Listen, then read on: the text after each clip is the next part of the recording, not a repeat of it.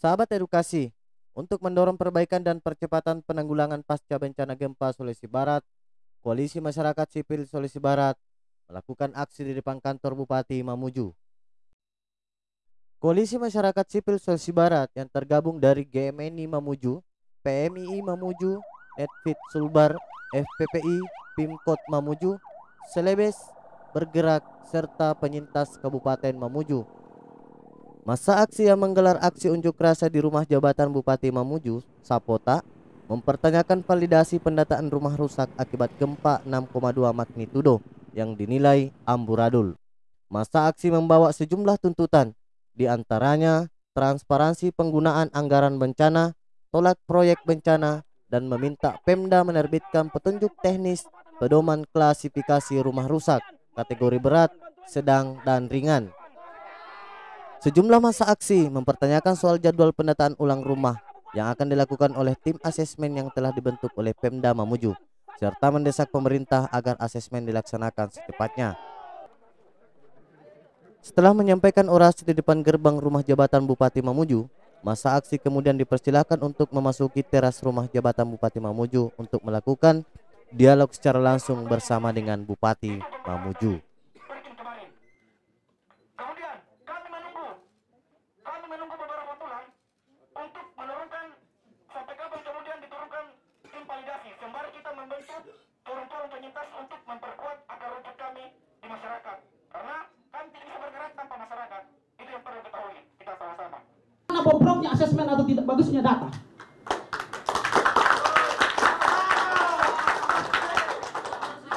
Kalau kemudian kepala badan tidak mampu, Perkim tidak mampu, kenapa tidak dari dulu mundur? Rakyat yang dirugikan.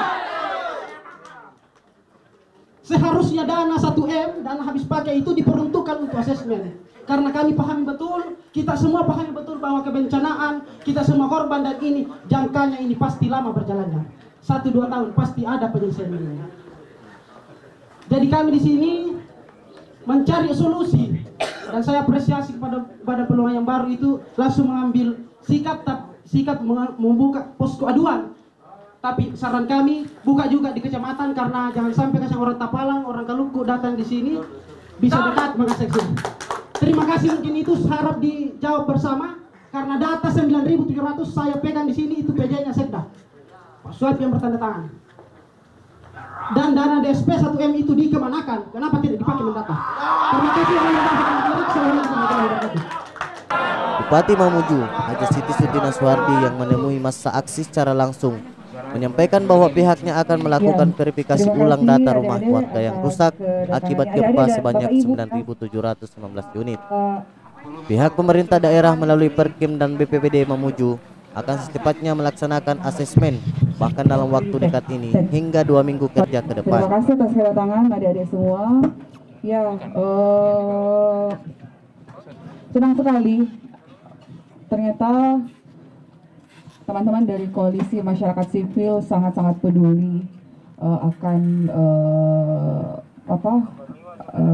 penanganan bencana ini. Jadi saya apresiasi atas kedatangan Bapak Ibu semua, adik-adik semua. Tentu kami pemerintah Kabupaten Mamuju selalu ingin melakukan yang terbaik untuk masyarakat. Yang kami lakukan ini salah satu usaha kami untuk memberikan yang terbaik untuk masyarakat Mamuju. Jadi perlu adik-adik tahu bahwa dana yang kita terima itu, kalau kita bandingkan dengan daerah lain, kita termasuk cepat, adik-adik. Luwu Utara itu bencananya kayaknya sudah 1 tahun lebih, mereka baru dapat. Dan kita Kabupaten Mamuju baru berapa bulan sudah mendapatkan, alhamdulillah. Ya, dan untuk dana ini tentu adik-adik tidak perlu maksudnya kami juga tidak akan gegabah untuk penyalurannya ini, karena kita tahu bahwa hukuman mati yang akan didapat kalau ada dana bencana yang disalahgunakan itu, dan kami tahu semua Terus kalau untuk penyalurannya, kita akan salurkan secepatnya. Dananya itu belum turun ke Mamuju, tapi begitu semua syarat-syaratnya sudah dipenuhi, pemerintah dalam hal ini BNPB akan segera menyalurkannya. Iya, yang 209 miliar itu. Adapun data, kita itu sudah punya datanya. Jadi kalau kita bilang data itu disembunyikan, tidak ada yang sembunyikan. Buktinya kemarin kami kumpul kepala desa, kita serahkan data itu sama mereka. Itu. Begitupun juga kalau tidak salah datanya itu ditempel di balai-balai desa ya. Itu. Mungkin adik-adik yang kurang ini barangkali melihat ya. Tidak ada jaminan kesesuaian data dari desa kemudian data dari lapangan. Kalau kesesuaian data, jadi memang data yang dikirim itu yang sejumlah 11.000 sekian itu dikirim ke pusat itu per tanggal 25 Januari. Per tanggal 25 Januari. Dan itu di review oleh BNPB. Saya kemarin ke sana menyampaikan itu kenapa kita kirim data 11.000 sekian, kok yang di ACC cuma 9.000 sekian. Katanya itu karena kesalahan penginputan nomor induk KTP. Itu satu. Terus kedua, ada double. Jadi ada masyarakat yang punya 2 rumah, rusak rumahnya, tapi cuma satu yang ditanggung seperti itu. Itu salah satunya. Makanya kenapa yang keluar data cuma 9.000 sekian. Terus adapun data yang rusak berat, rusak ringan, itu kita akan ada tim yang turun. Tentu akan ada tim dan melibatkan aparat desa. Dalam hal ini kepala desa, lurah, perangkat desa, kepala lingkungan, tokoh masyarakat, tokoh agama, sehingga tidak ada terjadi konflik di daerah itu. Dan kita juga minta teman-teman adik-adik dari koalisi masyarakat sipil untuk turun mengawasi juga. Kami sangat terbantu kalau adik-adik turun langsung, kalau ada penyalahgunaan dana atau data, itu bisa langsung dilaporkan ke kami. Terus kalau ada mengkhawatirkan bahwa jangan sampai yang data masuk itu cuma orang dekatnya kepala desa, tidak ada. Karena kita sudah kasih datanya bahwa ini datanya, silahkan verifikasi. Jadi sudah ada data yang mereka pegang, bukan data yang akan mereka ini sudah ada data, mereka verifikasi betul tidak data yang kemarin 1.500 sekian itu betul tidak, valid tidak. Nah kalau yang kemarin yang di Boteng itu sudah divalidasi. Dan memang betul bahwa mereka sudah rusak berat. Kenapa dibilang rusak berat? Rumahnya hancur, roboh. Tim teknis apapun yang bisa melihat itu pasti mengatakan bahwa itu rusak berat karena roboh rumahnya. Adapun dari sekian data yang di Boteng itu, kalau tidak salah ada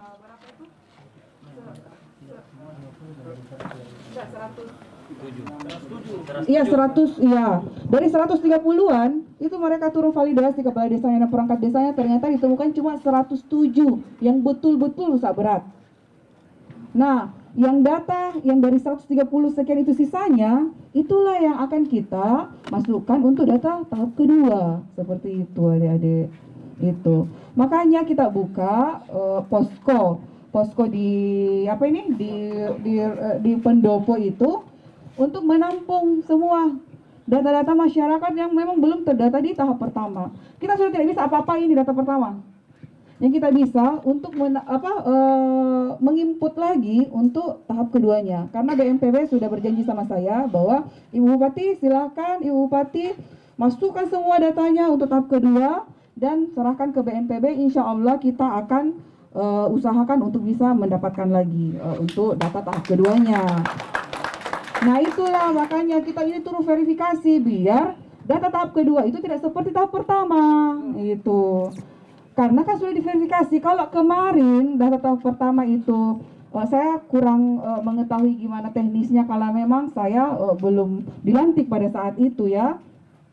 Tapi kita yakin bahwa teman-teman yang bekerja itu mereka tidak ada keinginan untuk tidak mengakomodir semua, tidak ada. Seperti itu. Jadi kita berharap mudah-mudahan tahap kedua ini yang sudah diverifikasi dan kita kirim ke BNPB lagi untuk bisa mendapatkan bantuan dari BNPB seperti data yang tahap pertama. Seperti itu adik-adik. Saya sedikit. Iya. Lanjut. Kan ini sudah ada data penerima rusak berat. Iya. Bagaimana itu kalau ketika dicek fakta di lapangan rusak beratnya itu tidak rusak berat? Contohnya, salah satu kepala Pak Darno itu masuk rusak berat, padahal pagarnya saja. Ya, jadi gini deh. Kepala badan. Nah, inilah nanti tim yang akan kita bentuk. Segera kita akan bentuk tim asesmen yang akan turun mengasesmen data-data yang sudah ada itu, yang 9.000 sekian. Jadi bisa saja ada rumah yang di datanya itu dia rusak berat, itu turun jadi rusak ringan atau rusak sedang seperti itu. Ya? Enggak, jadi gini. Ya, jadi memang kita juga menunggu petunjuk dari pusat itu.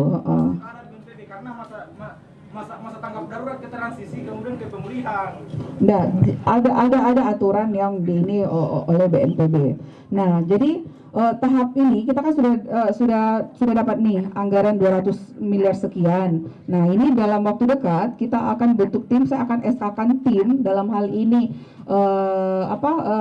tenaga ahli ya yang mengetahui bisa mengasesmen itu beserta dengan perangkat-perangkat yang ada di desa dan kelurahan.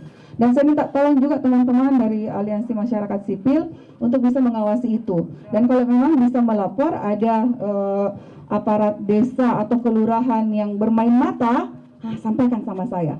Itu boleh sampaikan sama saya langsung, boleh juga ke posko pengaduan. Nanti insya Allah kita sudah ada sih sudah ada nomor handphone yang bisa di ini call centernya bisa melapor di situ juga. Dan insya Allah dalam waktu dekat ini juga kita akan panggil seluruh camat untuk bisa membuka posko aduan di tiap kecamatan juga.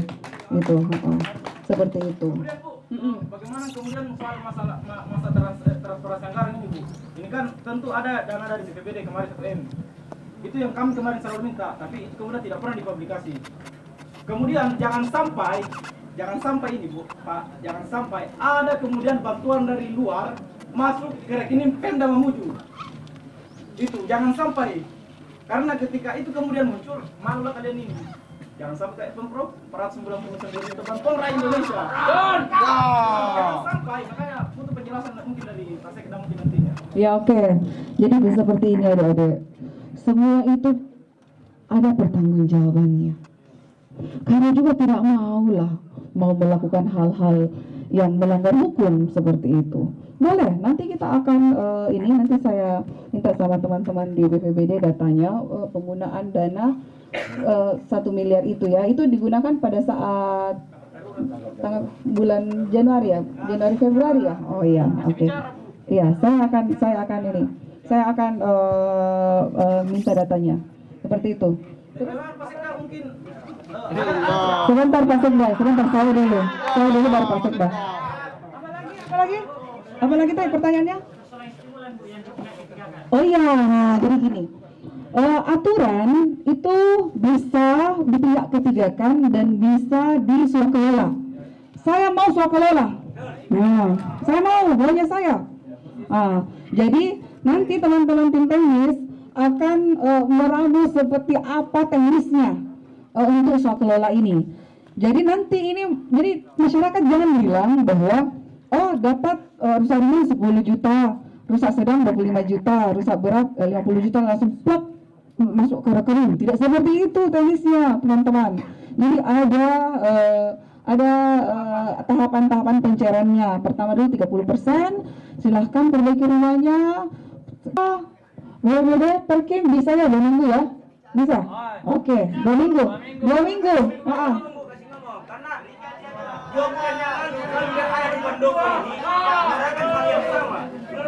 2 bulan yang lalu kami bertemu dengan Bapak Wakil Bupati menyuarakan hal yang sama, jawaban yang sama, segera. Segera itu tidak ada batasnya.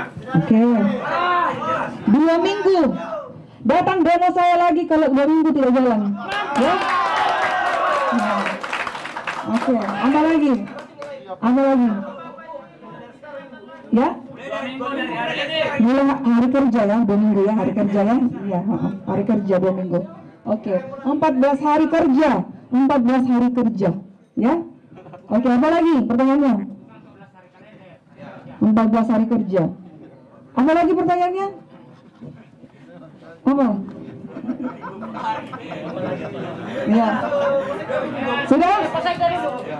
Juknisnya. Ya. Juknis kriteria atau ini yang Ya, nanti akan di ini. Jadi nanti kita akan berikan ke kecamatan, desa dan kelurahan untuk bagaimana juknisnya, bagaimana petunjuk-petunjuknya biar masyarakat juga mengetahui. Jadi jangan sampai masyarakat berpikir langsung 10 juta turun masuk ke rekeningnya. Tidak seperti itu. Jadi ada ya, kita akan lakukan itu semua. Semuanya akan berjalan bersamaan, turun mengasesmen, turun juga sosialisasi untuk ke masyarakat. Seperti itu. Ya.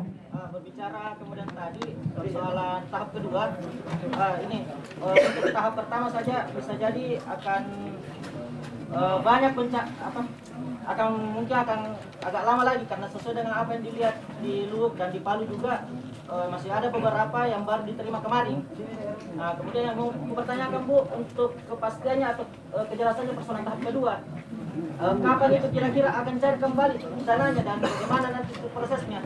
Yang jelas, pemerintah dalam hal ini Bupati Mamuju akan berusaha memberikan yang terbaik untuk masyarakatnya.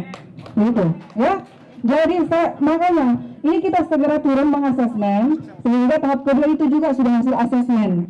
Kita kirim ke BNPB, ke pusat untuk segera bisa dicairkan juga untuk tahap keduanya seperti itu. Saya tidak bisa memberikan batas waktu karena memang dana itu bukan dari saya. Kalau dari saya langsung saya bisa bilang. Tapi karena dana bukan dari saya ya tentu ya kita bagaimana usahanya kami lah seperti itu. Tapi kita berusaha, selalu berusaha. Iya. Apa? Kemudian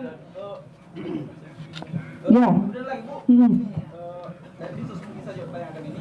Ini kan di tanggal 26 Maret itu jaminan hidup untuk kabupaten itu belum direncanakan. Nah, sampai hari ini itu belum ada jawaban dari Disos.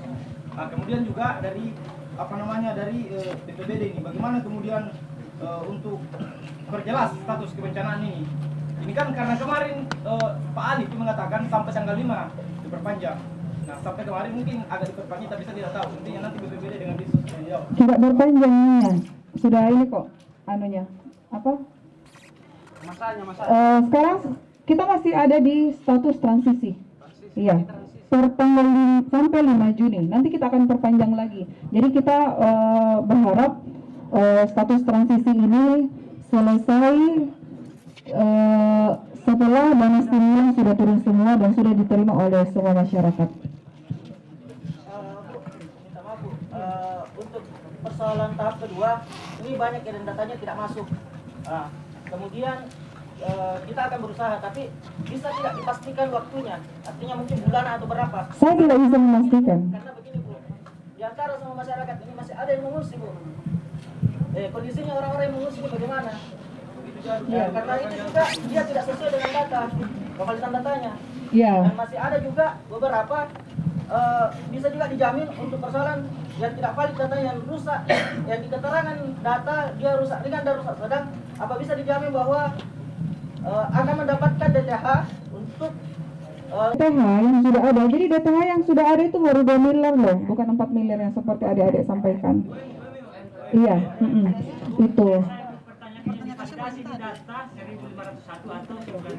1.500 kalau untuk yang DTH itu, bukan 9.000.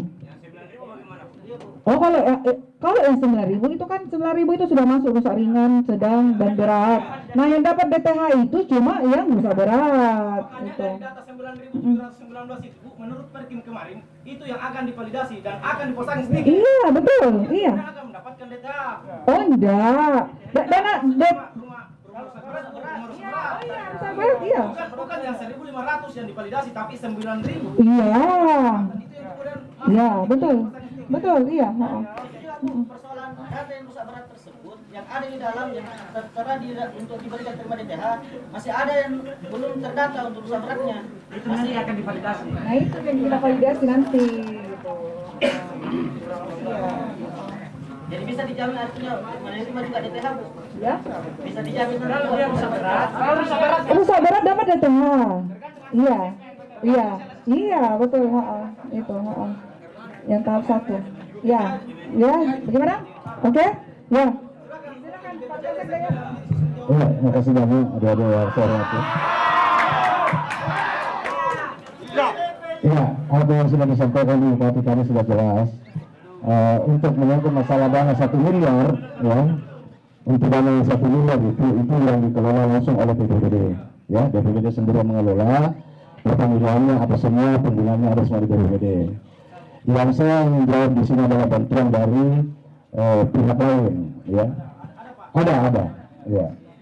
Yang pertama saya sampaikan bahwa terima bantuan sosial dari SKBN jumlah Kabupaten Mamuju itu sebesar 2 juta.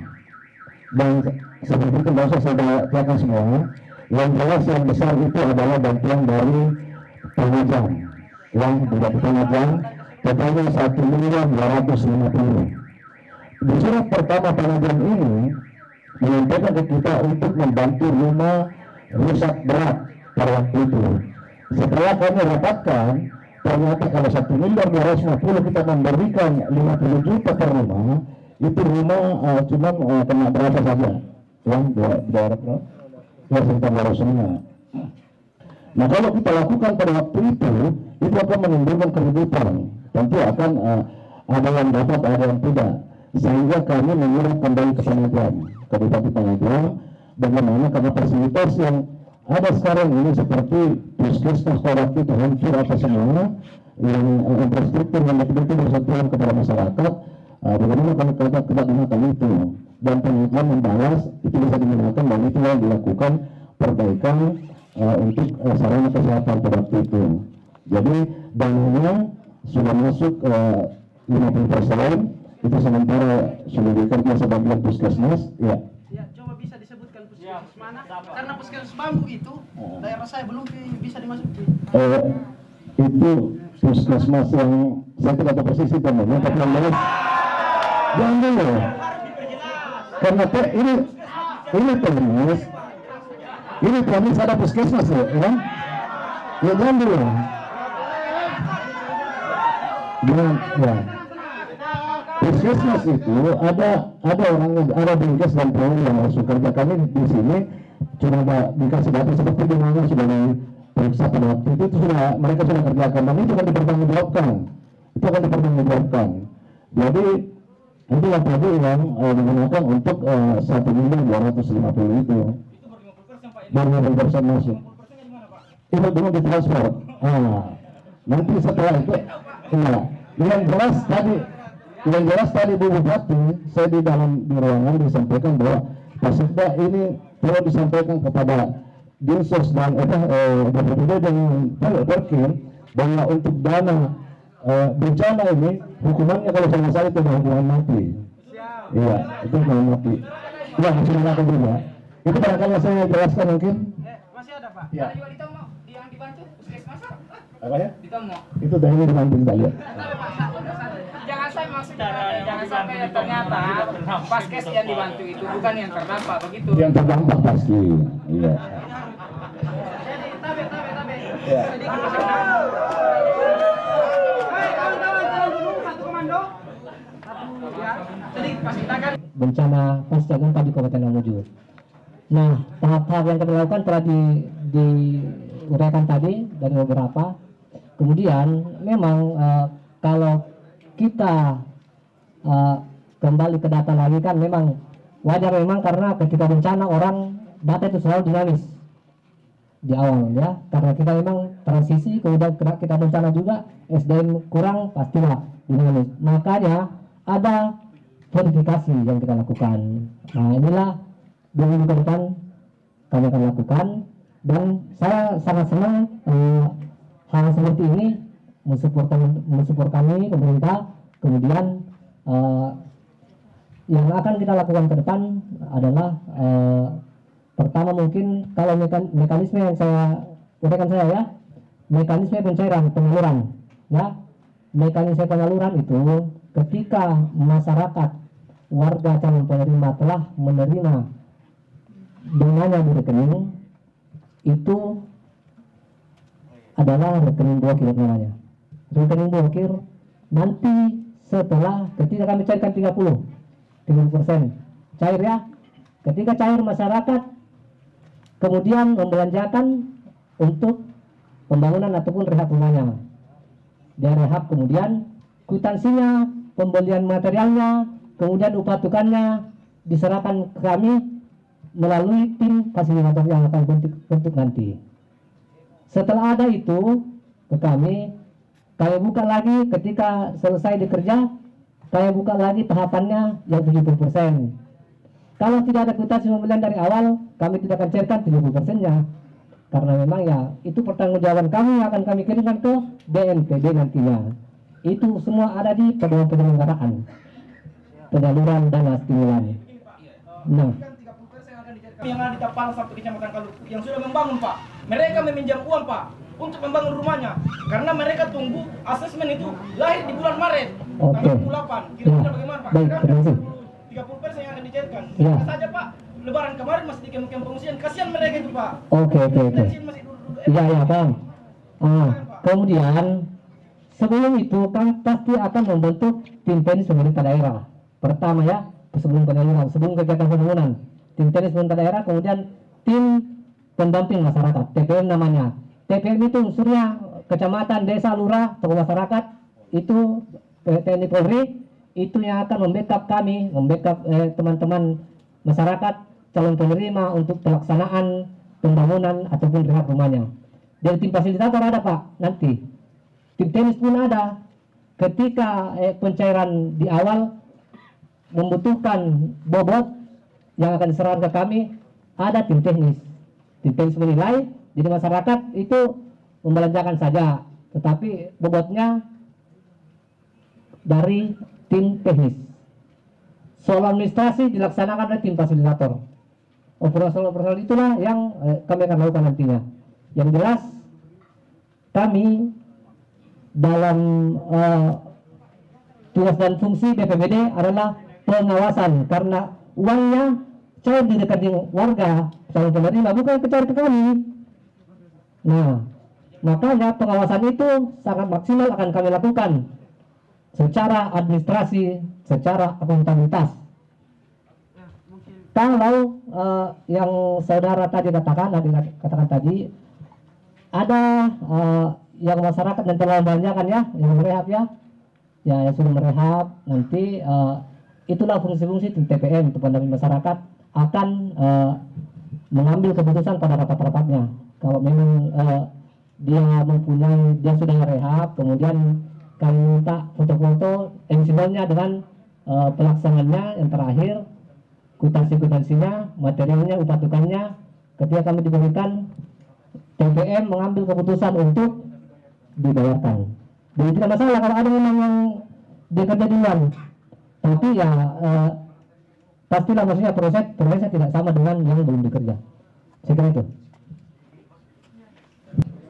Selamat pagi dan salam sejahtera untuk Ibu Bupati yang saya hormati, Pak Selain saya hormati, teman-teman para dinas yang saya hormati, rekan-rekan teman-teman dari koalisi yang saya hormati pula.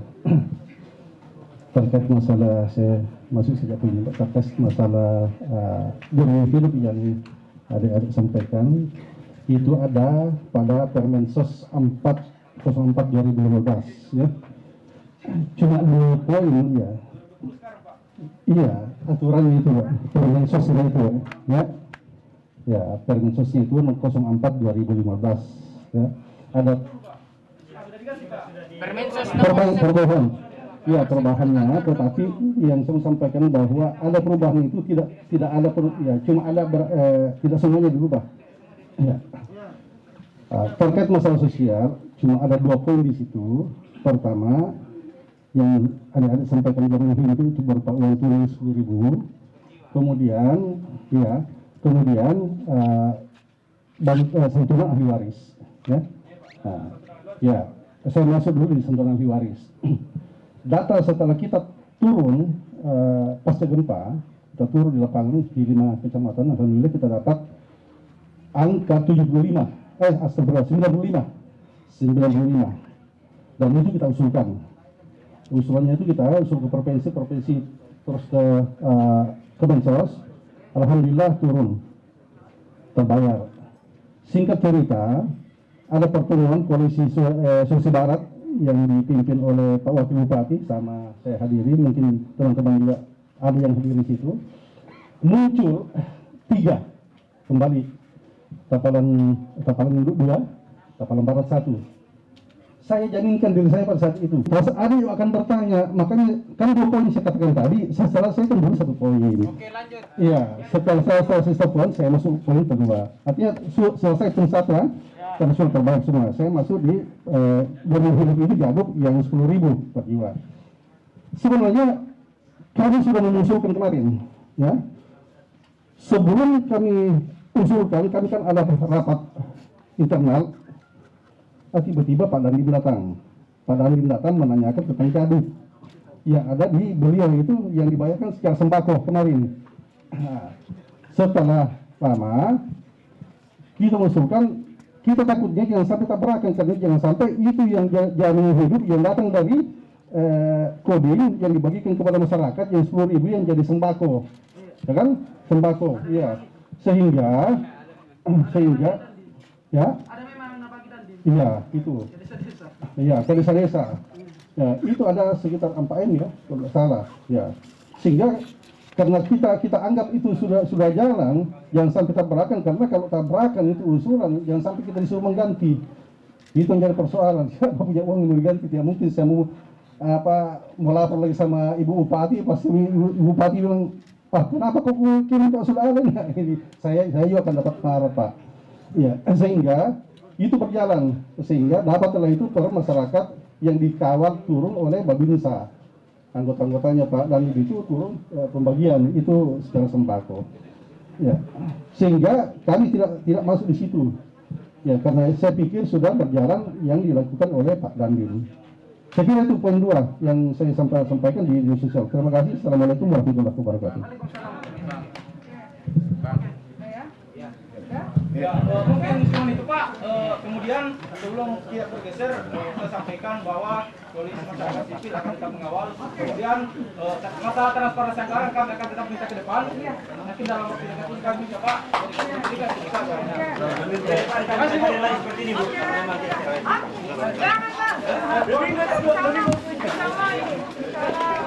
Ambil dulu.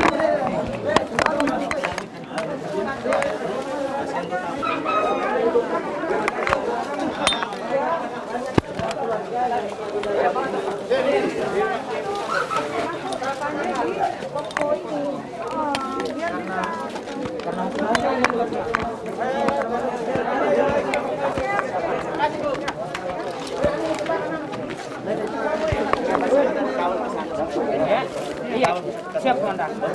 Milik kami yang geser. Saya langsung. Wawancara Bu. Kemarin Forkopimda termasuk Perkim dan DPD sudah melakukan konferensi pers dan mengatakan bahwa tidak bisa ada penggantian nama yang sudah dikirim oleh Perkim. Betul. Nyatanya kami dapat di lapangan di salah satu kelurahan bahwa itu ada penggantian nama yang ditandatangani oleh Bapak Ibu Bupati sendiri. Banyak. Yang data apa itu? Enggak, tidak ada. Sebentar saya kasih lihat datanya. Iya. Argumennya salah satu lurah. Apa? Argumennya salah satu lurah mengatakan ada diganti. Tidak seperti itu. Kami dapat di sini ada penggantian Dan seperti itu. Bupati. Dan seperti itu. Itu mungkin kesalahan teknis ya. Kalau ini sama teman-teman Perkim soal datanya itu, yang jelas tidak akan ada pergantian nama. Nanti kalaupun hasil asesmen ada yang tidak sesuai data rumahnya itu, apakah dia rusak berat, ternyata dia dirusak sedang atau ringan, nah itu yang akan mungkin bergeser seperti itu. Saya sebut saja Pak Lurah Libang itu sudah akui dan dia kirimkan saya datanya bahwa semua Oke. nama terganti. Nanti kita ini sama Perkim, kita cek sama Perkim ya. Oke. Terus? Oke ya? Oke ya.